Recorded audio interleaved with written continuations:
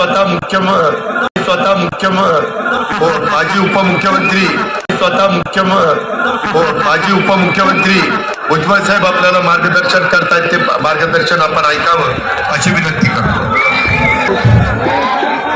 या राज्याचे उपमुख्यमंत्री अजितदादा, प्रांताध्यक्ष तटकरे साहेब, प्रफुल्ल पटेलजी, खासदार सुनेत्राताई, माझ्या सर्व सहकारी, माझ्या बांधवांनो, भगिनी आणि मातांनो, कुठले कुठले कार्यक्रम आम्ही राबवणार आहोत हे आपल्याला अजितदादांनी सगळ्यांनी सांगितलं.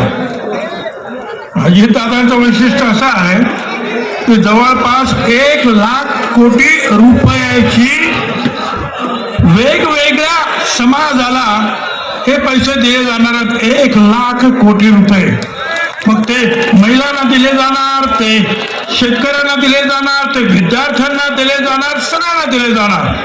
आणि त्याची जबाबदारी जी आहे मुख्यमंत्री आणि उपमुख्यमंत्री आम्ही सगळ्यांनी ही अजितदादांच्या खांद्यावर टाकलेली आहे. कारण मला खात्री आहे की अजितदादांच्या खांद्यावर जी जबाबदारी आम्ही टाकू ती जबाबदारी ते पूर्ण केल्याशिवाय राहणार नाही. म्हणून ते जबाबदारी त्यांच्या खांद्यावर आहे.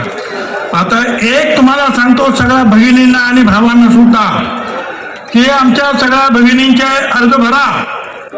ज्यांनी सुनेत्राताईंना मतदान केलं त्या भगिनींचे पण अर्ज भरा आणि ज्यांनी सुप्रियाताईला मतदान केलं त्यांचे सुद्धा अर्ज भरा. हे सगळ्या भगिनी ज्या आहेत त्या अजितदादांच्या आहेत.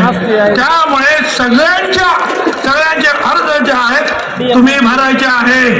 त्याच्यामध्ये भेदाभेद करायचा नाही.